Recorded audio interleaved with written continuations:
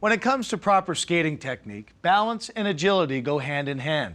Balance is essential to the development of all hockey skills. A player who has developed good balance will be better at skating, puck control, shooting, and checking. Agility is something a player becomes more adept at as one's skating skills are developed. Agile skaters are more evasive because they have the ability to move laterally while still maintaining their speed. The basic stance. Balance starts with the basic stance, or ready position. This is the starting position for many of the basic skating skills. In the forward stance, the player's feet should be shoulder-width apart with the toes pointing slightly outward. Knees and ankles are flexed at approximately 45 degrees. The upper body leans slightly forward with the weight on the balls of the feet. Make sure the head is up and eyes are looking forward. With the stick held in both hands, the blade should lay flat on the ice and slightly to the side of the body. The backward stance is very similar, except the body is slightly more upright and the weight should be more to the front of the foot.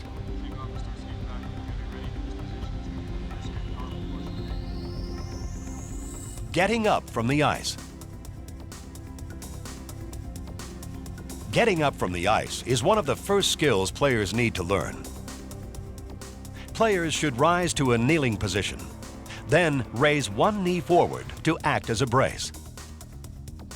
With both hands on the stick, push down on the raised knee and lift up to the ready position. Balance on one foot. Being able to balance on one foot is a fundamental skating skill.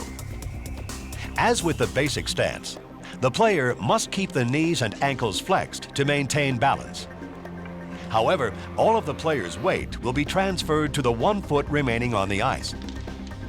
Make sure the stick is out in front of the body so that it cannot be used as a means of support. Jumping 1 foot. Once players can balance on 1 foot, they can progress to jumping up and down. Keeping constant flexion in the knee will help to develop greater agility and leg strength.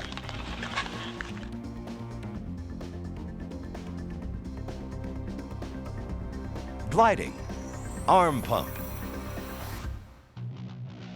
Gliding using the arms to propel the body is not a skill typically used in hockey. But it does show players the importance of using the arms in skating and the extra speed that a strong pumping action of the arms can generate.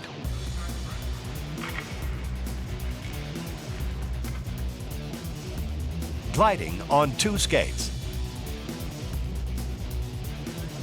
Gliding on 2 skates can happen many times throughout a practice or game.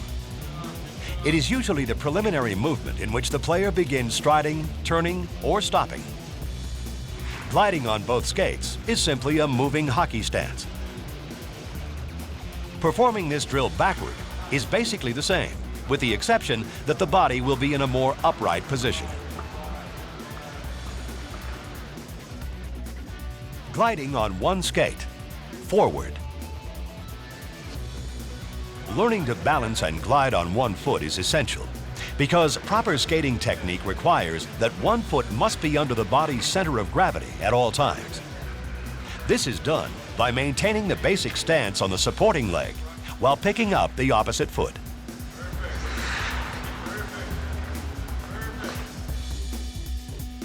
Gliding on 1 skate, backward. Gliding backward on 1 skate is essentially the same as gliding forward, with the main difference being that the body is more upright instead of bent slightly forward. Again, the supporting leg is kept in the basic stance position, with the skate blade flat on the ice, not the edges.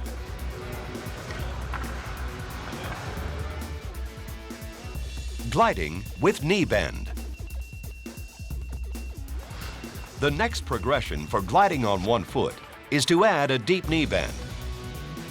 This will not only help develop balance, it also prepares the player for forward striding.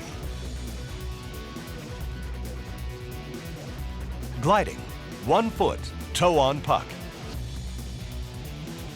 Placing the toe on a puck helps players develop their balance while moving. When players perform this exercise, they are constantly changing their balance points. Therefore, they must keep their weight on the planted foot. Lateral crossovers, step and plant. Lateral crossovers are an excellent way for players to learn and develop their balance. Proper execution of this drill requires that the feet and shoulders remain perpendicular to the direction of the movement. It is important that the upper body is kept as still and level as possible throughout the drill. To maintain balance during this drill, it is critical to keep the blades flat on the ice. Lateral crossovers, continuous. The next progression for lateral crossovers is to take 3 steps in each direction. Make sure to finish and hold in the ready position before changing directions. Increasing the speed of this drill will become easier with practice. Lateral crossovers, over stick. The final progression of lateral crossovers is to perform continuous steps over a stick. This adds an obstacle for the players to step over, and it's an excellent way to develop balance, agility, and coordination. Shoot the duck, forward and backward. Shooting the duck both forward and backward is a difficult skill requiring leg strength, flexibility, and great balance. The key to this drill is that the player must lean forward as they are bending down. Not only is it a great exercise for many other skills, but players will have fun trying to master it as well.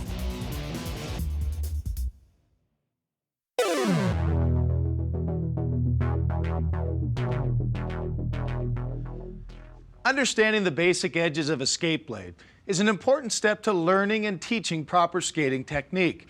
Mastery of one's edges is what separates the average skaters from the great ones. The skate blade has 2 edges, the inside edge, which is primarily used for pushing or driving, and the outside edge, which is used mostly in turning and stopping. Players need to master all 4 of their edges if they want to become great skaters. Figure 8s, forward, inside edge. Figure 8s on the inside edge are a fundamental method for players to learn inside edge control. When performing this exercise, the emphasis should not be placed on speed, but rather the importance of the knee bend and a controlled upper body. Younger players may find it easier to place their stick on the ice to better maintain their balance. Figure 8s, forward, outside edge. Executing figure 8s on the outside edge is more difficult than on the inside. But again, a deep knee bend and quiet upper body will help to develop better edge control.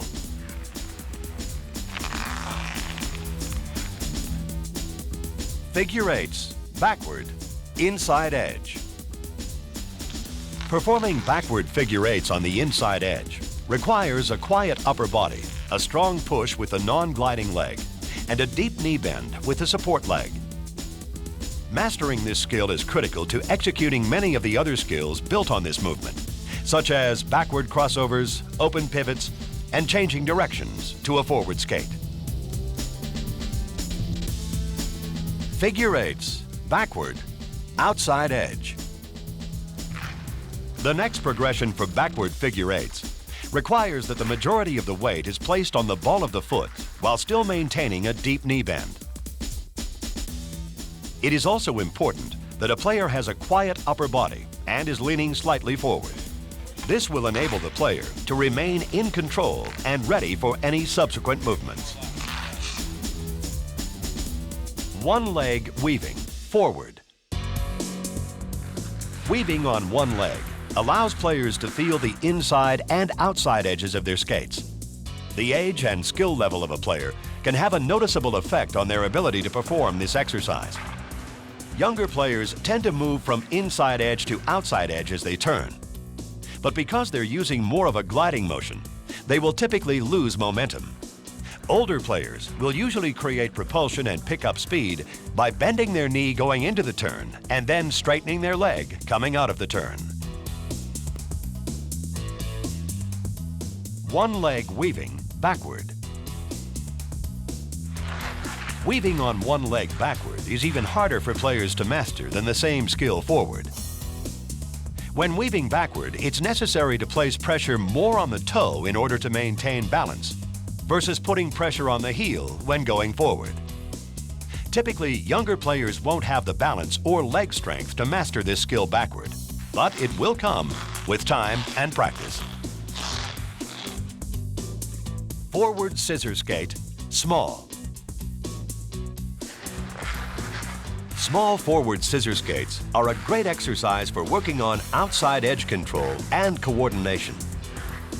It is critical for the players to keep their glide leg bent and to only use their outside edges when performing this skill.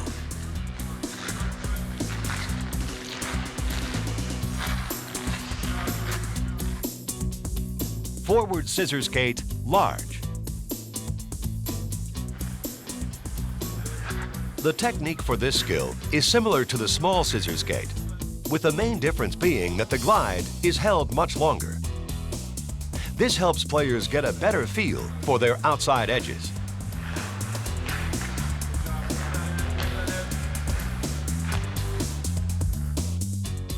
Backward scissor skate, small. A difficult skill to master, the backward scissor skate requires a great deal of agility due to its unnatural skating motion. Again, it's a great exercise for outside edge control, as almost the entire skill is performed on the outside edges of the skate. The body should be leaning slightly forward, and the support leg needs to be bent in order to maintain balance. Backward scissor skate, large.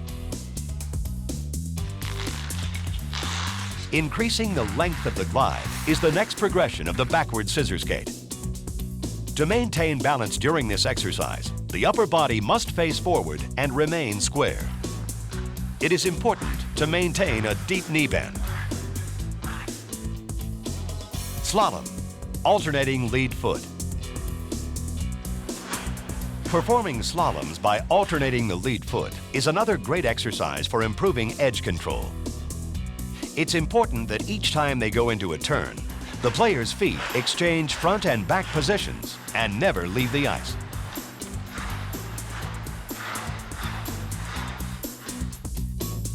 Slalom, sticks on ice. Another good exercise for edge control is the slalom with sticks on ice. Players need to focus on using a deep knee bend to keep them moving. It's an exaggerated move, but it helps players master the proper slalom technique. The sticks are there to prevent any momentum that may be gained by forward striding.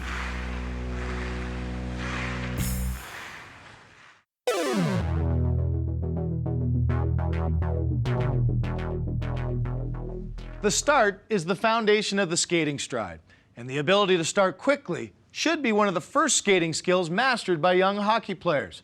A good start is key for players to get a head start on their opponents. If you're going to learn to start fast, they also need to know how to stop fast. For safety reasons, the stop should be one of the first skills taught, as stops are essential in avoiding checks, shaking off opponents, or just changing directions. The ability to start and stop quickly is crucial to reacting and adjusting to the rapid changes that can develop during any hockey game. T-start. The T-start is normally the first start taught to beginners because it's relatively easy to demonstrate and explain. The upper body should lean slightly forward with the weight over the drive leg. The drive leg should also be rotated outwardly, approximately 90 degrees to the direction of travel. The start is initiated by thrusting off the inside edge of the drive skate with full extension of the hip, knee, and ankle. Front V-start. The front V-start is an explosive start that allows a player to quickly reach maximum speed. The player's center of gravity should be shifted forward, with weight placed on the inside edges of the toes of the skates. The heels of the skates need to be close together, with the knees and ankles flexed. As the number of strides increases, the player takes progressively longer strides, pushing more to the side rather than to the back. The body should gradually straighten up as speed increases. Crossover start. The crossover start is basically a V-start preceded by a crossover action of the leg. Players will usually use a crossover start when they need to start rapidly, either from a 2-foot parallel stop or from a stationary position. It is also used when a player is perpendicular to the direction they wish to go. Backward C-cut start. A backward C-cut is used to initiate backward skating from a stationary position without turning one's back to oncoming opponents. Starting from the basic stance, the heel of the driving leg should be turned outward as far as possible. The thrust of this start comes from the toe of the skate. Backward crossover start. The backward crossover start is a very effective method of accelerating rapidly from a stationary position. Starting from the basic backward stance, the hips and trunk turn slightly toward the direction of the crossover, while the head remains facing forward. The outside leg starts with a C-cut and then crosses over in front of the inside leg. 1 o'clock, 11 o'clock stops. This skill gets its name because the right skate pushes out toward a 1 o'clock position and the left skate toward an 11 o'clock position. To properly execute this stopping technique, the heel of the skate needs to be turned outward and the toe turned inward. The player should maintain a deep knee bend while keeping their back straight and their weight on the balls of their feet. Outside leg stop. The outside leg stop is a common stop used by many beginner skaters. To execute this stop correctly, the player's weight must be on the inside edge of their outside leg. Their inside leg should be held above the ice, ready to initiate a new stride. 2-foot parallel stop. The 2-foot parallel stop is an excellent way to stop quickly. At the beginning of the stop, the knees should be bent beyond the toes of the skates and the weight distributed as evenly as possible over both skates. There should not be any upward extension of the body before rotating, as this makes it difficult to apply sufficient pressure to the blade. Inside leg, outside edge stop. The inside leg, outside edge stop is primarily used as a learning exercise for players having difficulty with their outside edge in the 2-foot parallel stop. This stop is rarely seen in game situations because it's very difficult to execute at high speed, and it leaves the player in an awkward position to initiate another skill. One leg backward stop. The one-leg backward stop is commonly used because upon completion, the player is in a forward T-start position. To properly perform this maneuver, the body should be bent forward with the weight of the body on the rear leg. At the end of the stop, the knee of the back leg should be flexed and ready to move in any direction. 2-leg backward stop. The 2-leg stop is the most efficient and commonly used backward stop. It permits quick stopping and resistance against an opposing force, while placing the player in an excellent position to initiate a forward start. At the end of the stop, the toes should be pointed outward and the skates should be in a V position.